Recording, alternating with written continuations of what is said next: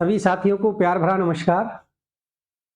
जैसा कि मैंने आपसे प्रॉमिस किया था कि रीट लेवल फर्स्ट और सेकंड दोनों के लिए जो साइकोलॉजी का पूरा सिलेबस है उसको पी/क्यू और एमसीक्यू के माध्यम से कवर करेंगे। पिछली क्लास में हमने बाल विकास को लेकर कुछ पी/क्यू और एमसीक्यू के माध्यम से साथ में डिटेल्स भी डिस्कस किया था। आज की क्लास में आरटी एक्ट 2009 एवं राजस्थान के विशेष संदर्भ में आरटी एक्ट 2011 के पी/क्यू और एमसीक्यू के माध्यम से साथ में डिटेल्स डिस्कस करके हम पूरे टॉपिक को कवर करने का प्रयास करेंगे। इस क्लास को लेने के बाद मेरा ऐसा मानना है आरटी एक्ट 2009 एवं 2011 से आपका किसी भी प्रकार का डाउट क्लास में रहने वाला है नहीं। चलते हैं आज की क्लास के पहले प्रश्न की ओर और पहला प्रश्न है आपकी स्क्रीन पर। आरटीई अधिनियम 2009 के अनुसार प्रारंभिक शिक्षा का अर्थ है। रीट लेवल 2 2022 में, रीट लेवल सेकंड में यह प्रश्न पूछा गया है।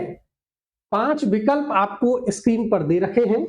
5 विकल्प में से आपको एक विकल्प का चयन करना है। जब भी आपको ये रिकॉर्डेड वीडियो मिले आप कमेंट करते हुए चलें प्रश्नों को, ताकि आपको अंदाजा हो जाएगा कि आपकी जो तैयारी का लेवल है वो किस लेवल का है। अगर आपने टॉपिक क्लियर कर रखा है, देखो आरटी एक्ट 2009 की अगर हम बात करें, थोड़ा सा इस पर हम डिस्कस कर लें तो देखो शिक्षा का जो अधिकार है ना, उसको भारतीय संविधान में एक मौलिक अधिकार माना, लेकिन मूल संविधान में तो ये नहीं था। था क्या? नहीं था। इसका मतलब इसको बाद में जोड़ा गया।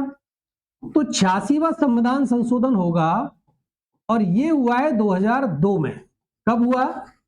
2002 में ये 86वां संविधान संशोधन होगा और इसके द्वारा भारतीय संविधान में मौलिक अधिकारों के अंतर्गत, कहां पर? मौलिक अधिकारों के अंतर्गत एक आर्टिकल जोड़ा जाएगा और मौलिक अधिकारों में भाग 3 में एक अनुच्छेद जोड़ा 21A। कौन सा जोड़ा? 21A जोड़ा और शिक्षा को एक क्या बना दिया भाई? मौलिक अधिकार बना दिया।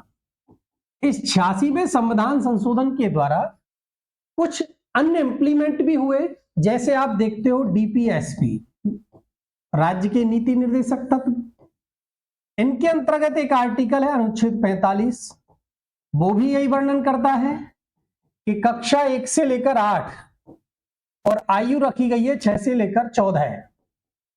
ठीक है, इसके लिए आपको क्या करना है भाई? निःशुल्क एवं अनिवार्य शिक्षा।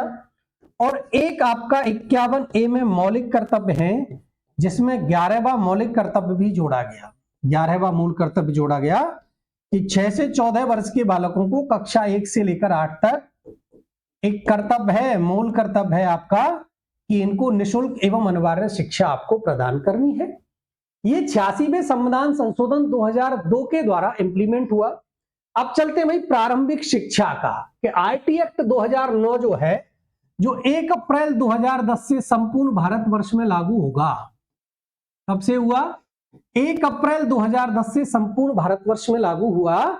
इसमें प्रारंभिक शिक्षा का अर्थ क्या है कि भाई प्रारंभिक या प्राथमिक शिक्षा किसको माना है? पहली कक्षा से 8वीं तक, प्रथम श्रेणी से पहली की, 8वीं से 12वीं तक की माध्यमिक शिक्षा, या ऑप्शन नंबर ए, क्योंकि आपको 5 विकल्प मिलने वाले हैं अब की बार ओएमआर सीट में और प्रश्न पत्र में। इस प्रश्न का राइट आंसर होने वाला है ऑप्शन नंबर ए, पहली कक्षा से लेकर 8वीं कक्षा तक, और एक आयु वर्ग रखा गया 6 से लेकर 14 वर्ष। इनके लिए आपको निःशुल्क एवं अनिवार्य शिक्षा प्रदान करनी है और इसी के लिए ये एक्ट आया जिसको बोलते हैं आरटीई। और आरटी की फुल फॉर्म क्या है? Right to education act 2009। यह आपके अंतर्गत प्रारंभिक शिक्षा का अर्थ। आशा करता हूं आपको शायद समझ में आ गया होगा। नेक्स्ट प्रश्न पर चलें। आज की क्लास का सेकंड प्रश्न है, रीट L1 2021 में इसको पूछा गया है। आरटीई अधिनियम 2009 किस आयु वर्ग के बालकों के लिए है? बार बार ऐसे प्रश्न आपको मिलेंगे और इसमें आपको देखो कक्षा आए तो 1 से लेकर 8 और आयु वर्ग आए तो 6 से लेकर 14। और अभी मैंने कुछ आर्टिकल आपको संविधान से रिलेटेड भी याद कराए थे कि 21A, डीपीएसपी में अनुच्छेद 45 और 51A में 11वां मूल कर्तव्य जोड़ा जाएगा। ये कुछ वो संवैधानिक प्रावधान हैं जो निःशुल्क एवं अनिवार्य शिक्षा को लेकर संविधान में किए गए हैं। क्लियर है? तो आयु वर्ग अगर आपसे पूछा जाए, आपका आंसर होगा सर 6 से लेकर 14, और कक्षा अगर पूछी जाए तो आपका आंसर होगा कक्षा 1 से लेकर 8 तक। क्लियर है? 5 से 12, 12 से 18, 7 से 15, 6 से लेकर 14। ऑप्शन नंबर ई, ऑप्शन नंबर डी इस प्रश्न का राइट आंसर होने वाला है। आयु वर्ग की अगर हम बात करें तो आयु वर्ग रहेगा 6 से लेकर 14 वर्ष। कितना है भाई? 6 से लेकर 14 वर्ष के आयु वर्ग है। नेक्स्ट प्रश्न पर चलें। आज की क्लास का नेक्स्ट प्रश्न है आपके सामने, क्वेश्चन नंबर 3। भारतीय संविधान में कौन से संशोधन द्वारा, अभी मैंने क्लियर किया था कुछ समय पहले, भारतीय संविधान में कौन से संशोधन द्वारा शिक्षा के अधिकार सम्मिलित किया गया है? रीटेल टू 2021 में इसको पूछा गया है। अब भाई इसने शिक्षा का जो अधिकार है, अभी मैंने आपको बताया था, इसको मौलिक अधिकारों की श्रेणी में रख दिया है। कहां रख दिया है? मौलिक अधिकार। और भारतीय संविधान में अगर मैं मौलिक अधिकारों की बात करूं तो भारतीय संविधान का भाग 3 कौन सा है? भारतीय संविधान का भाग 3 है जिसमें मौलिक अधिकार है। अनुच्छेद है 12 से लेकर 35, इसमें मौलिक अधिकार आते हैं। और इसी में एक आर्टिकल जोड़ा जाएगा 86वें संविधान संशोधन 2002 के द्वारा, और वो आर्टिकल है 21A। 21A निःशुल्क एवं अनिवार्य शिक्षा का अधिकार, इसको मौलिक अधिकार बना दिया है। तो इस प्रश्न का राइट आंसर होने वाला है कौन से संविधान संशोधन के द्वारा? Option number A. Option number A इस प्रश्न का राइट आंसर है। 86वां संविधान संशोधन 2002 कब हुआ? 2002 में होगा। और इसके द्वारा भारतीय संविधान में एक आर्टिकल जुड़ेगा 21A और शिक्षा के अधिकार को मौलिक अधिकार बना देंगे। साथ में कुछ और अमेंडमेंट है। 74वां संविधान संशोधन आपको पता होगा 1993, 1994 है ना। और ये किससे रिलेटेड था? ये था भाई नगरीय प्रशासन से। किससे था? नगरीय प्रशासन से संबंधित था। और इसी के द्वारा भारतीय संविधान में 12वीं अनुसूची जोड़ी जाएगी। कौन सी अनुसूची जोड़ी गई? इसी के द्वारा भारतीय संविधान में एक अनुसूची जोड़ी जाती है, और अनुसूची जोड़ी जाएगी कौन सी भाई? 12वीं अनुसूची। बात करें 89वां संविधान संशोधन 89, 89वां संविधान संशोधन होगा 2003 में। और इसके द्वारा एक आर्टिकल याद करना है आपको 338A। 338A ये क्या है भाई? देखो, पहले राष्ट्रीय अनुसूचित जाति आयोग था, अनुसूचित जाति आयोग था। और इस अमेंडमेंट के द्वारा एक राष्ट्रीय अनुसूचित जनजाति आयोग भी जोड़ा जाएगा एसटी के लिए। यह है आपका 89। साथ में एक अमेंडमेंट और है 91, इंपॉर्टेंट है। चारों के चारों जो संविधान संशोधन है बहुत इंपॉर्टेंट है। यहां से एग्जामिनर ने काफी बार प्रश्न पूछे हैं, तो साथ में मैं कवर करा रहा हूं। 91वां अमेंडमेंट आपको पता होगा 2003 में ही होगा। और इसके द्वारा मंत्री परिषद के आकार को सीमित किया गया कि जो मंत्रियों की संख्या है ना वो 15% से अधिक नहीं होगी। और ये बात सेंट्रल में भी लागू होती है, और यही बात स्टेट में जो आपकी विधानसभा है, विधानमंडल है, उस पर भी लागू होती है। इससे रिलेटेड ये 4 अमेंडमेंट है। लेकिन बात करें शिक्षा के अधिकार को मौलिक अधिकारों की श्रेणी में शामिल करने की, तो 86वां संविधान संशोधन है 2002, जिसके द्वारा शिक्षा के अधिकार को मौलिक अधिकार बनाया जाएगा। इस प्रश्न का राइट आंसर है ऑप्शन नंबर ए। नेक्स्ट प्रश्न आज की क्लास का क्वेश्चन नंबर 4 है। रीट L2 2015 में इसको पूछा जा चुका है। बालकों के लिए मुफ्त मतलब निःशुल्क एवं अनिवार्य शिक्षा अधिकार अधिनियम 2009 देश में कब लागू हुआ? देखो, आरटी एक्ट 2009 का आपको खूब पता है कि राइट टू एजुकेशन एक्ट 2009 बना, और इसको संपूर्ण भारतवर्ष में लागू किया गया 1 अप्रैल 2010। इस प्रश्न का राइट आंसर हो जाएगा ऑप्शन नंबर बी। 1 अप्रैल 2010 को शिक्षा के अधिकार अधिनियम को संपूर्ण देश में लागू किया गया। और शिक्षा बताओ कौन सी सूची का विषय है? जब आप 7वीं अनुसूची पढ़ते हो ना, तो 7वीं अनुसूची में शक्तियों का विभाजन है। क्या है? 7वीं अनुसूची में शक्तियों का विभाजन दे रखा है। और शक्तियों का विभाजन जब आप पढ़ोगे तो इसमें देखो संघ सूची आती है या नहीं? संघ सूची आती है। इसी में आपको पता है समवर्ती सूची भी आती है। आती है कि नहीं आती है? आती है। और इसी में राज्य सूची भी आती है।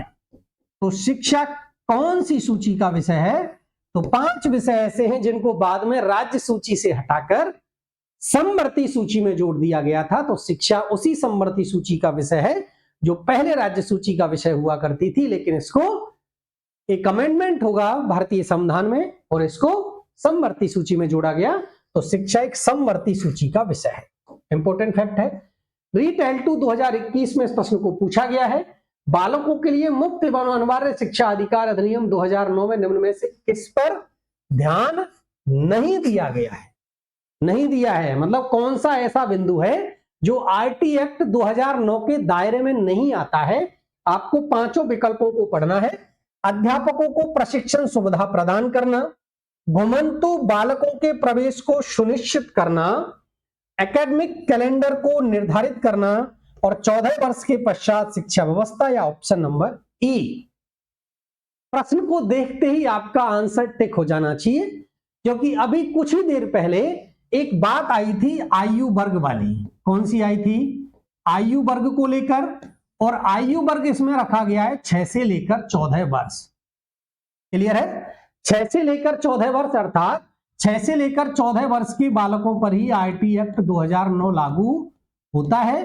14 वर्ष के पश्चात शिक्षा व्यवस्था इसके अंतर्गत नहीं है। इस प्रश्न का राइट आंसर हो जाएगा ऑप्शन नंबर डी। क्लियर है? ऑप्शन नंबर डी हो जाएगा। अब देखो ट्रेनिंग की बात, बिल्कुल जी हाँ, ट्रेनिंग प्रदान करनी है समय समय पर। विभिन्न प्रकार के जो नवाचार होते हैं उन नवाचारों को लेकर जो टीचर्स हैं हमारे, उन टीचर्स को ट्रेनिंग प्रदान करना डाइट के माध्यम से, एससीईआरटी एनसीईआरटी के माध्यम से, ये बिल्कुल है। इसका पॉइंट है आरटी एक्ट 2009 का। घुमंतु बालक, जो भी हमारे ड्रॉप आउट बालक हैं, जो ड्रॉप आउट हैं, जो विद्यालय में नहीं जा रहे हैं और घूम रहे हैं, अध्ययनरत नहीं है किसी भी विद्यालय में, चाहे वो निजी हो या सरकारी हो, तो ऐसे ड्रॉप आउट बालकों को आपको शिक्षा से जोड़ना है। ये भी आरटी एक्ट 2009 कहता है।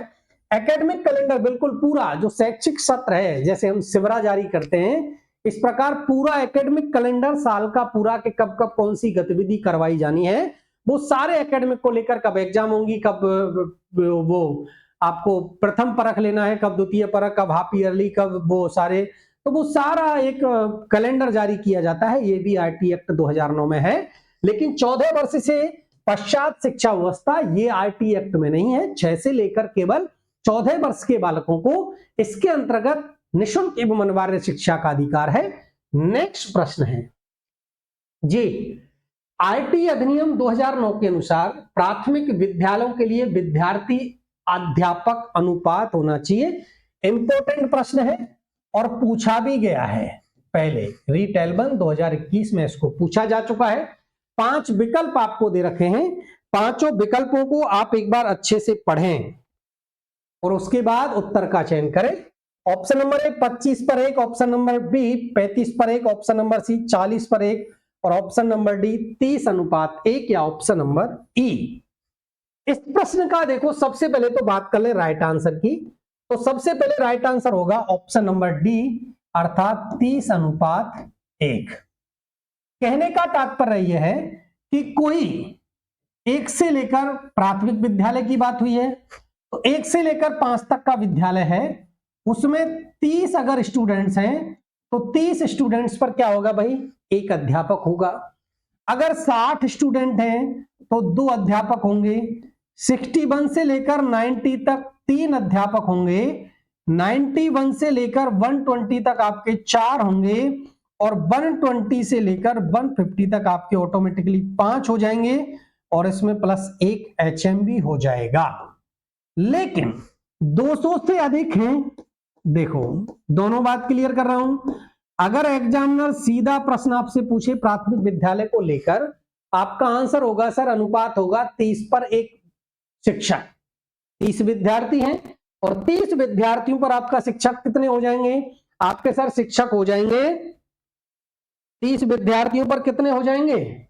30 विद्यार्थियों पर 1, 60 पर 2, 90 पर 3 और 120 पर 4, और जैसे 150 हो जाएंगे तो 150 पर 5 टीचर होंगे और 1 HM भी हो जाएगा।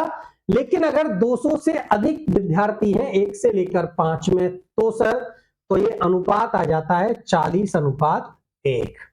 क्लियर है?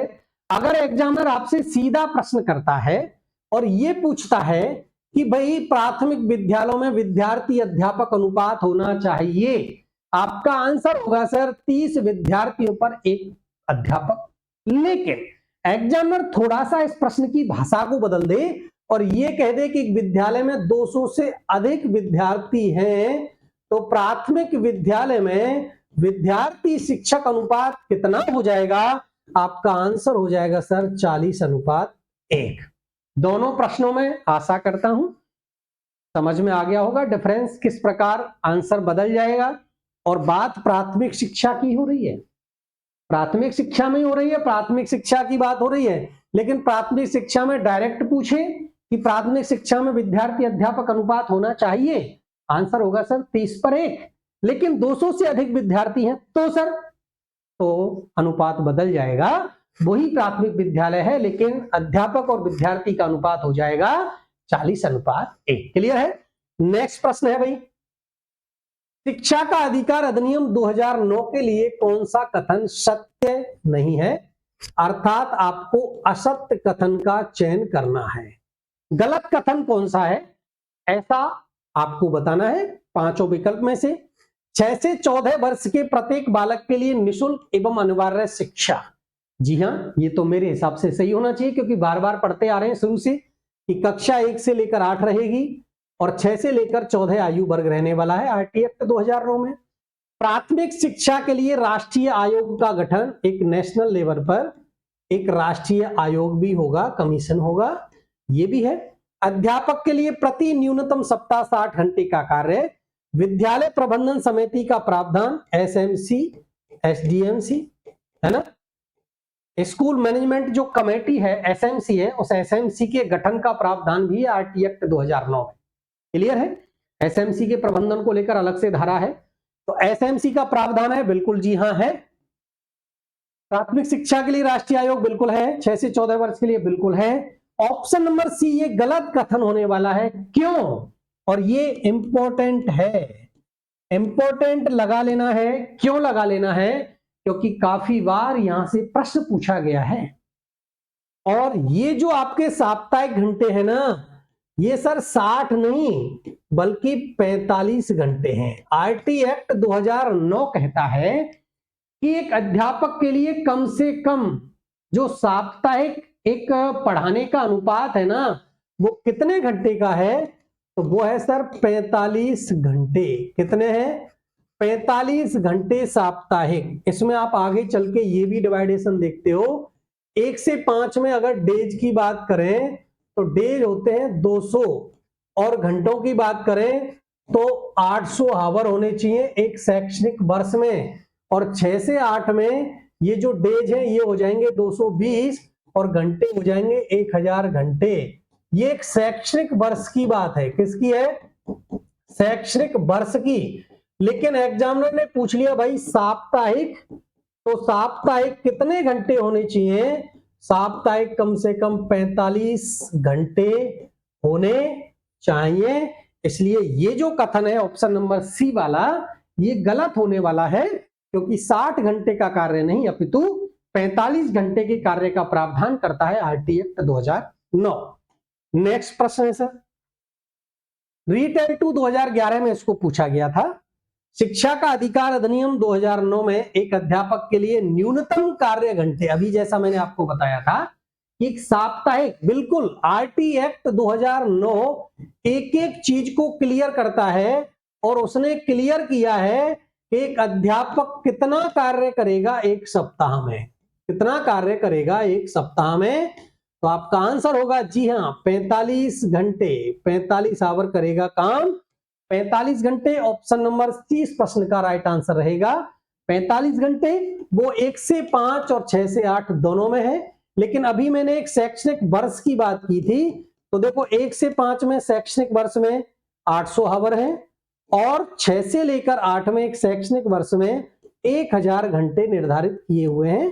ये तो है आपका शैक्षणिक वर्ष का, लेकिन साप्ताहिक बात करें तो साप्ताहिक कक्षा 1 से 5 और 6 से 8 दोनों में सेम है।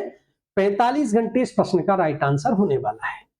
नेक्स्ट प्रश्न है, शिक्षा का अधिकार अधिनियम 2009 में निर्दिष्ट किया गया है, कक्षा 1 से कक्षा 5 तक यदि प्रवेश दिए गए विद्यार्थियों की संख्या 200 से अधिक है। अभी मैंने आपको कंफ्यूजन था एक, उसको क्लियर किया था कि यदि एग्जामिनर इस भाषा को नहीं दे 200 से अधिक वाली को, तो आंसर अलग होगा, और अगर एग्जामिनर दे दे 200 से अधिक वाली, तो आंसर अलग हो जाएगा। विद्यार्थी अध्यापक अनुपात होगा, 45 होगा, 50 होगा, 40 होगा या 30 होगा।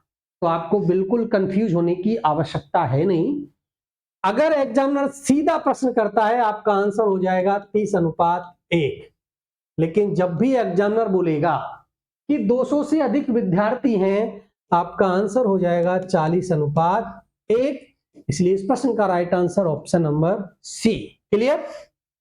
नेक्स्ट, रीटेल 2 2017 में इसको पूछा गया है, शिक्षा के अधिकार अधिनियम 2009 के अंतर्गत निम्न में से क्या शिक्षक के कार्य नहीं माने गए हैं? आप एक बार अच्छे से इसको पढ़ें और मुझे बताएं कि इनमें जो कार्य दे रखे हैं, एक निश्चित समय में पाठ्यक्रम को पूरा करना, शिक्षक को खुद के व्यक्तिगत ट्यूशन में व्यस्त रखना चाहिए, विद्यालय के लिए नियमितता बनाए रखना चाहिए, तथा समय का पाबंद होना चाहिए, हर बालक की अधिगम क्षमता को समझकर उसकी जरूरत के अनुसार उन्हें अतिरिक्त अनुरोध प्रदान किया जाना चाहिए, या ऑप्शन नंबर ई। 5 विकल्प आपको दे रखे हैं, और पांचों विकल्प में से आप एक बार अच्छे से प्रश्न को पढ़ें। प्रश्न को पढ़ते ही मेरा मानना यह है, जैसे ही आप प्रश्न को पढ़ेंगे आपका आंसर आ जाएगा। देखो सिंपल सी बात है, निश्चित समय में पाठ्यक्रम पूरा कराना, बिल्कुल जी हाँ। आप एक अध्यापक हैं, तो अध्यापक का कार्य क्या है भाई? विद्यालय में जाकर जो भी आपका सिलेबस है, उस सिलेबस को टाइमलाइन और गाइडलाइन के अकॉर्डिंग आपको पूरा कराना है कि हाफ ईयरली से पहले इतना हो जाना चाहिए, प्रथम परख में इतना हो जाना चाहिए, द्वितीय परख में इतना हो जाना चाहिए। अब वर्कबुक वगैरह भी आ गई है, खैर वर्कशीट वगैरह वो भी साथ में ऐड करते हैं। तो ये सारा है, बिल्कुल जी हाँ, पाठ्यक्रम को पूरा करना एक अध्यापक का ड्यूटी है, तो ये तो सही है, इसमें नहीं बताना है। शिक्षक को खुद के व्यक्तिगत ट्यूशन में व्यस्त रहना चाहिए। बताओ, व्यक्तिगत होम ट्यूशन किया जा सकता है क्या एक सरकारी अध्यापक के द्वारा, या अलाउ है, या बिल्कुल प्रोहिबिशन है, प्रोहिबिटेड है, प्रतिषेध निषेध किया गया है? जी हाँ, होम ट्यूशन अर्थात घर पर पढ़ाना। व्यक्तिगत जो ट्यूशन है वो आईटी एक्ट की आप धारा देखोगे 28, कौन सी धारा है? धारा 28 में यह स्पष्ट रूप से वर्णित किया गया है कि कोई भी शिक्षक है वो निजी ट्यूशन में व्यस्त नहीं रहेगा, निजी ट्यूशन नहीं करा सकता है। विद्यालय के लिए नियमितता, बिल्कुल नियमित रहना चाहिए, समय का पाबंद रहना चाहिए, हर बालक की अधिगम क्षमता के समझकर उसकी जरूरत के अनुसार अतिरिक्त अनुरोध, रिमेडियल टीचिंग की बात भी की गई है, रिमेडियल टीचिंग है ना, रिमेडियल टीचिंग जो है उसकी भी बात करता है कि एक अध्यापक को, जो भाई एक जब आप कक्षा देखोगे तो कक्ष में अलग अलग मैं ये कहूंगा अधिगम के अनुसार, अधिगम क्षमता के अनुसार अलग अलग अधिगम क्षमता वाले जो बालक रहते हैं उनकी अलग अलग अधिगम क्षमता को समझकर ही हमने उनकी जरूरत के अनुसार उसके अकॉर्डिंग ही आपको एक अतिरिक्त अनुरोध, अगर कोई कमजोर बालक है उस पर आपको ज्यादा ध्यान देने की आवश्यकता है। कमजोर बालक हो सकता है, आप जैसे जिस स्तर की आप, जैसे मैं बात करूं कि सपोज करो आप कक्षा 8 में कोई बालक पढ़ा रहे हो सकता है कोई बालक ऐसा हो कक्षा 8 में जो कक्षा 8 के स्तर के अनुरूप नहीं हो, तो आपको उसी के अकॉर्डिंग, उसकी अधिगम क्षमता के अकॉर्डिंग उसको अध्यापन कार्य करवाना चाहिए। ये भी कहता है आरटी एक्ट 2009। तो ये तीनों विकल्प ए, सी और डी ये तो सही है, लेकिन ऑप्शन नंबर बी ये नहीं है, क्योंकि आईटी एक्ट 2009 की धारा जो है वो कौन सी है, धारा 28। कौन सी है, धारा 28 पूर्ण रूपेण प्रतिबंध लगाती है किस पर, होम ट्यूशन पर। इस प्रश्न का right answer option number B. जी हां, शिक्षा का अधिकार अधिनियम 2009 में एक अध्यापक को निम्न में से किस दायित्व को पूरा करना होगा, विद्यालय में नियमित रूप से उपस्थित रहना होगा, पाठ्यक्रम का संचालन पूरा करना होगा, संपूर्ण पाठ्यक्रम को निर्धारित समय पर पूरा करना होगा, इनमें से सभी या ऑप्शन नंबर ए। प्रश्न को देखते ही आपको आंसर बिल्कुल देखो उपस्थित रहेगा ही।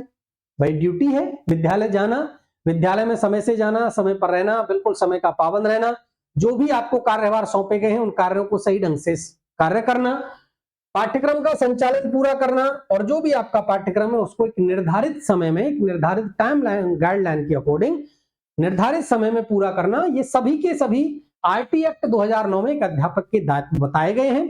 तो ऑप्शन नंबर डी इस प्रश्न का राइट आंसर होने वाला है, ऑप्शन नंबर डी। जी नेक्स्ट प्रश्न है रीट एल्बन 2011 में इस प्रश्न को पूछा गया है, निःशुल्क एवं अनिवार्य शिक्षा का बालकों का अधिकार अधिनियम 2009 के अंतर्गत किसी भी अध्यापक को उनमें से किस कार्य के लिए नहीं लगाया जा सकता। जी हां, इसमें बात की है कि भाई आपको 5 विकल्प दे रखे हैं, इनमें से आपको बताना है कि 10 वर्ष पश्चात होने वाली जनगणना में आपको नहीं लगाया जा सकता, या आपदा राहत कार्य में आपको नहीं लगाया जा सकता, या चुनाव संबंधी कार्य में आपको नहीं लगाया जा सकता, या पल्स पोलियो कार्यक्रम में आपको नहीं लगाया जा सकता। आप एक बार अच्छे से पूरे जो आपको 5 विकल्प दे रखे हैं आप देखें। देखो अभी मैंने एक आईटी एक्ट की धारा 28 आपको बताई थी, तो धारा जो 28 है ना, वो धारा 28 आपके निजी ट्यूशन को प्रतिषेध करती है। क्या करती है, निजी ट्यूशन को प्रतिषेध करती है कि कोई भी सरकारी अध्यापक निजी ट्यूशन नहीं करा सकता है, व्यक्तिगत ट्यूशन नहीं कराएगा। इसी प्रकार एक धारा है आईटी एक्ट 2009 की धारा 27। आईटी एक्ट 2009 की धारा 27 कहती है कि अध्यापक को गैर शैक्षणिक कार्यों में, गैर शैक्षणिक कार्यों के प्रयोजनों में, कार्यों या प्रयोजनों में आपकी जो नियुक्ति है उसको प्रतिषेध किया गया है। प्रयोजनों में नियुक्ति किए जाने को क्या किया गया है भाई, प्रोहिबिशन है, प्रतिषेध है, निषेध है, आपको नहीं लगाया जा सकता गैर शैक्षणिक कार्यों में। ये आईटी एक्ट 2009 की धारा 27 कहती है। लेकिन चुनाव संबंधी कार्य हो आपको लगाना है, कोई आपदा आ जाए, जैसे अभी कोरोना आया था तो कोरोना काल में सभी अध्यापक ने हमने आपने खूब ड्यूटी दी है ना, तो कोई आपदा आ गई उसमें आपको लगाया जा सकता है। 10 वर्ष पश्चात जो होने वाली जनगणना है, जनगणना का कार्य अमूमन मैक्सिमम आपको पता ही है एक अध्यापक वर्ग ही करता है, तो जनगणना में लगाया जा सकता है, आपदा राहत कार्य में आपको लगाया जा सकता है, चुनाव संबंधी कार्य में तो लगाया जा सकता है। लेकिन पल्स पोलियो कार्यक्रम या अन्य कोई गैर शैक्षणिक कार्य है, ये आईटी एक्ट 2009 की धारा 27 कहती है कि आपको गैर शैक्षणिक कार्यों में नहीं लगाया जा सकता। इसलिए इस प्रश्न का राइट आंसर होगा ऑप्शन नंबर डी। जी हां, नेक्स्ट प्रश्न है रीट L2 2022 में पूछा है, निःशुल्क एवं अनिवार्य शिक्षा का अधिकार अधिनियम 2009 के अनुसार निम्न में से किसी प्रमाण पत्र के बिना, किस प्रमाण पत्र के बिना कोई विद्यालय स्थापित नहीं किया जाएगा। भाई कौन सा ऐसा प्रमाण पत्र है जो एक स्कूल के पास होना चाहिए, जिसके बिना कोई भी आपका मतलब विद्यालय का संचालन नहीं कर सकता है, कोई भी निजी रूप से या सरकारी रूप से, जो भी है, प्रशंसा, मान्यता, नियम एवं शर्तें या प्राधिकार, या ऑप्शन नंबर ए। एक बार आप देखें, प्रशंसा, मान्यता, नियम एवं शर्तें या प्राधिकार। बहुत अच्छा प्रश्न है, अच्छा प्रश्न है। देखो जो मैं ये धारा वगैरह आपको बता रहा हूं ना, ये धारा फर्स्ट ग्रेड सेकंड ग्रेड में तो पूछी जाती हैं। आपके रीट L2 L1 में मेरे अकॉर्डिंग मानना यह है कि आईटी एक्ट 2009 से धारा को लेकर आपसे प्रश्न नहीं बनेगा, लेकिन साथ में मेरा प्रयास रहा है कुछ जो इंपॉर्टेंट धाराएं हैं आईटी एक्ट 2009 की, वो मैंने इस क्लास में कवर करने का प्रयास किया है। जी, इस प्रश्न का राइट आंसर होगा, देखो आप सभी को पता है कोई भी विद्यालय चलाने के लिए सबसे ज्यादा जो जरूरी चीज है वो कौन सी है भाई, मान्यता है। मान्यता है, सरकार से पूर्व अनुमति। बताओ सरकार की अनुमति के बिना कोई भी स्कूल संचालित हो सकता है क्या? नहीं होगा तो मान्यता और सरकार की पूर्व अनुमति चाहिए। और आरटी एक्ट की धारा है, आरटी एक्ट की एक धारा है, देखो मैंने दो धाराएं आपको बता दी थी अभी, एक धारा 27 मैंने आपको बता दी और एक धारा मैंने बता दी थी आपको 28। ये दो धाराएं क्लियर कर लेना है, अच्छी है, यहां से प्रश्न बनने की संभावना रहेगी। और इस प्रश्न को लेकर मान्यता और सरकार से पूर्व अनुमति की जो धारा है वो है आपकी धारा 18। कौन सी है? धारा 18। धारा 18 कहती है आईटी एक्ट 2009 की कि भाई कोई भी विद्यालय का संचालन करने के लिए मान्यता या सरकार से पूर्व अनुमति होनी ही होनी चाहिए। यह है आपकी धारा 18।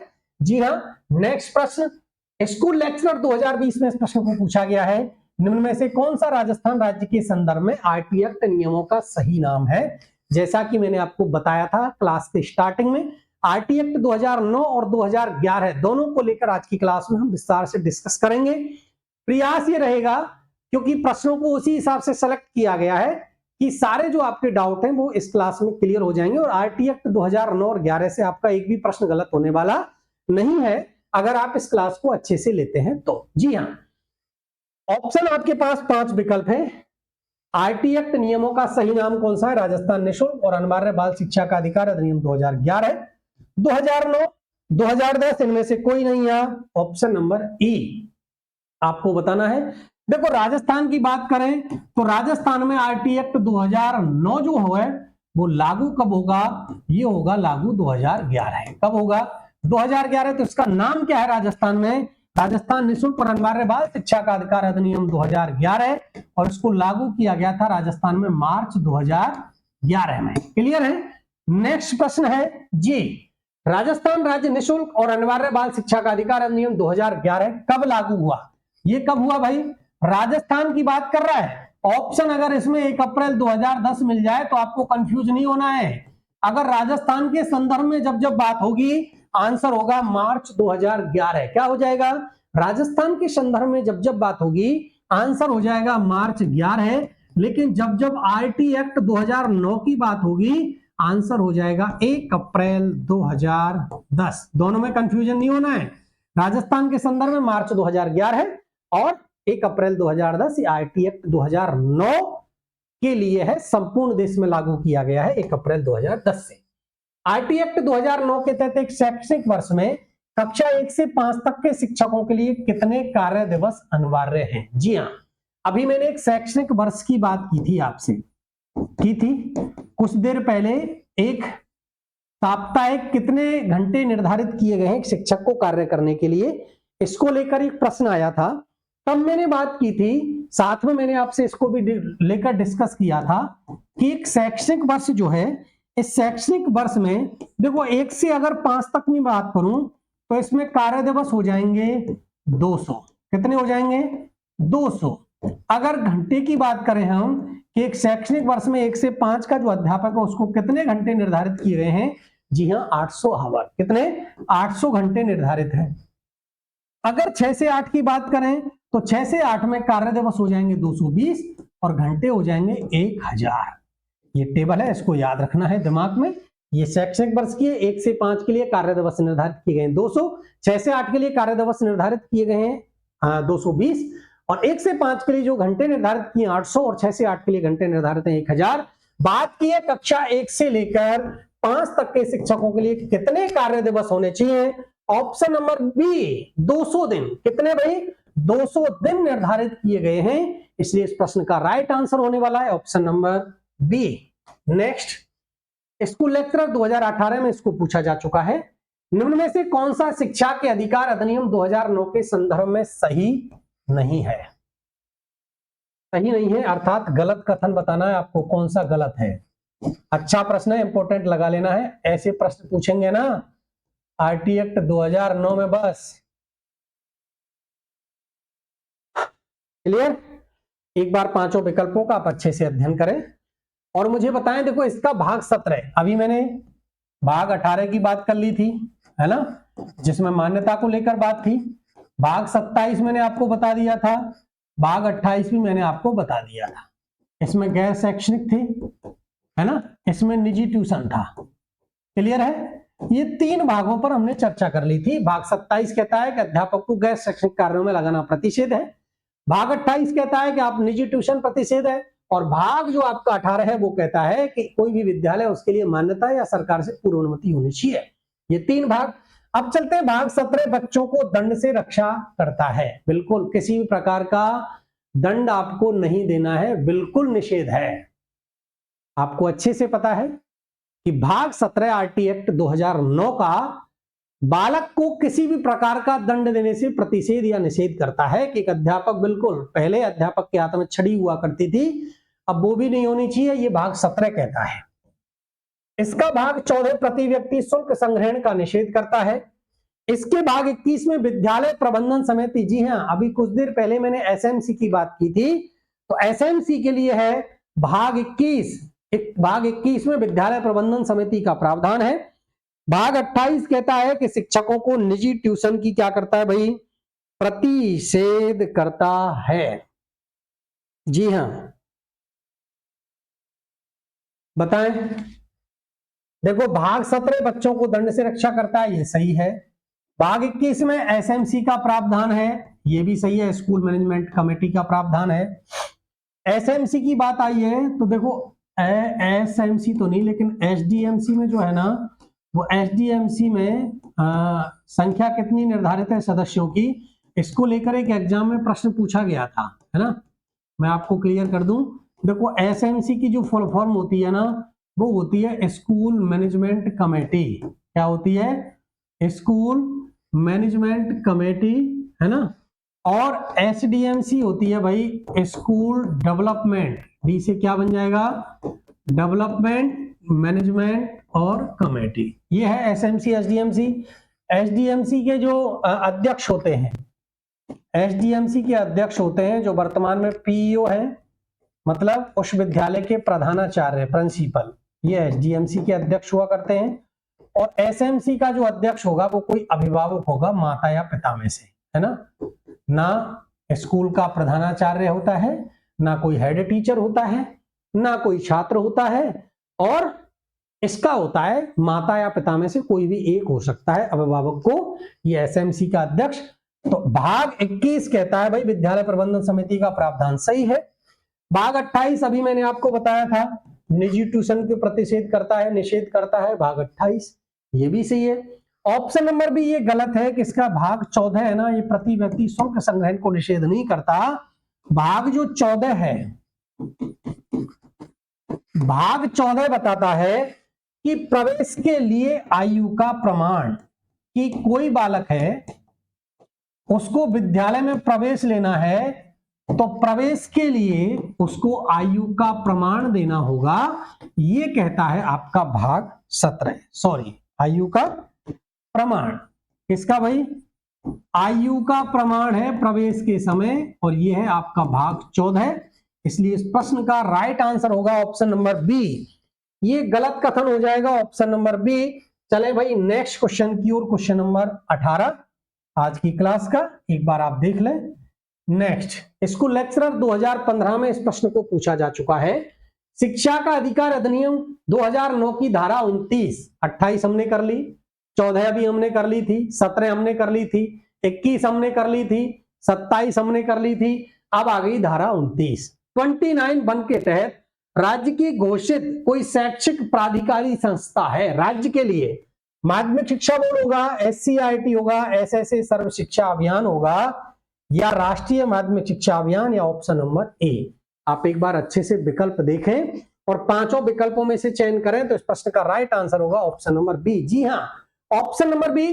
प्रत्येक राज्य के लिए एक एससीईआरटी, जिस प्रकार नेशनल लेवल पर एनसीईआरटी होती है, उसी प्रकार स्टेट लेवल पर एक एससीईआरटी होगी। क्लियर? और एससीईआरटी की फुल फॉर्म की अगर मैं बात करूं, एससीईआरटी, एस से बनेगा आपका स्टेट, क्या बन जाएगा? स्टेट।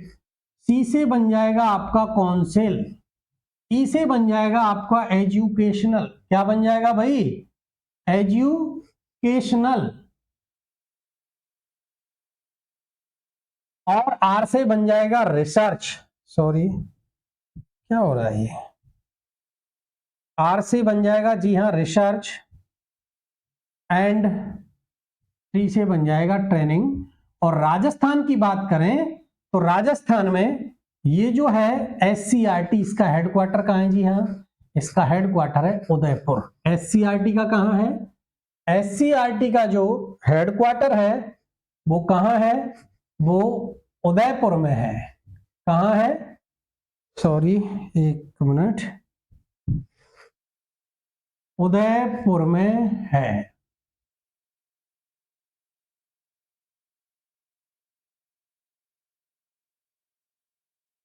क्लियर? इसलिए इस प्रश्न का राइट आंसर होने वाला ऑप्शन नंबर बी। धारा जो 29 है RT एक्ट 2009 की, वो कहती है कि राज्य के लिए भी एक संस्था होगी जो शिक्षा से संबंधित कार्य करेगी, शैक्षणिक प्रबंधन काम करेगी, और शैक्षणिक प्रबंधन के लिए वो संस्था है SCRT, और राजस्थान में SCRT का हेडक्वार्टर है उदयपुर में। क्लियर? नेक्स्ट प्रश्न है, राजस्थान राज्य निःशुल्क और अनिवार्य बाल शिक्षा का अधिकार अधिनियम 2011 राजस्थान के संदर्भ में है। राजस्थान के विद्यालयों में गठित SMC का अध्यक्ष कौन होता है? SMC की बात आई है, अर्थात विद्यालय प्रबंधन समिति की बात आई है। विद्यालय प्रबंधन समिति की बात आई है। स्कूल मैनेजमेंट कमेटी, और स्कूल मैनेजमेंट कमेटी का मैंने अभी आपको बताया था, अध्यक्ष होता है कोई अभिभावक, माता या पिता दोनों में से, जिसके बालक उस विद्यालय में अध्ययनरत हो, उनमें से SMC का कोई भी वो अध्यक्ष नियुक्त किया जाएगा। और अभी मैंने आपको बताया था एक और होती थी SDMC, school development management committee, विद्यालय विकास एवं प्रबंधन समिति, और इसके अध्यक्ष होते हैं PEO। कौन होते हैं? PEO, प्रधानाचार्य। जो सीनियर सेकेंडरी स्कूल में प्रिंसिपल होते हैं ना, वो होते हैं आपके SDMC के अध्यक्ष, और SMC के अध्यक्ष होते हैं अभिभावक। आज की क्लास का लास्ट प्रश्न है आपकी स्क्रीन पर, हेडमास्टर संस्कृत एजुकेशन 2021 में इसको पूछा गया है। निःशुल्क एवं अनिवार्य शिक्षा का अधिकार अधिनियम 2009 के तहत कक्षा 6ठी से 8वीं कक्षा के लिए शैक्षणिक वर्ष में न्यूनतम शिक्षण घंटे क्या हैं? अभी मैंने आपको कुछ देर पहले एक टेबल बताई थी, 1 से लेकर 5, और देखो दिवस, डे रहने वाले हैं आपके 200, और जो कार्य के लिए निर्धारित किए गए घंटे वो रहेंगे 105 में 800। 6 से 8 की बात जब भी होगी, ये डे हो जाएंगे 220, और इधर घंटे हो जाएंगे 1000। अब आपसे प्रश्न पूछा है 6 से लेकर 8वीं कक्षा, ये रहा ऑप्शन नंबर बी, 1000 घंटे निर्धारित किए गए हैं। यह है आपका आंसर। आज आप इस क्लास से जुड़े, आशा करता हूं आपको RT एक्ट 2009 से रिलेटेड और बिल्कुल जो जो बातें मैंने बताई हैं, जो जो बातें मैंने बोली हैं, उनमें से ही आपको रीट L1 और L2 दोनों में से RT एक्ट 2009 में से प्रश्न मिलने वाला है, इस बात का मैं दावा करता हूं। आप इस क्लास से जुड़े, क्लास से जुड़ने के लिए बहुत बहुत धन्यवाद। जो भी दोस्त हैं, आपके जो भी फ्रेंड्स हैं रीट की तैयारी कर रहे हैं, आप उनके साथ इस वीडियो को शेयर करेंगे। जिन्होंने इस चैनल को सब्सक्राइब नहीं कर रखा है, वो इस चैनल को सब्सक्राइब कर लें, ताकि प्रत्येक वीडियो का नोटिफिकेशन आपको समय पर मिल जाए।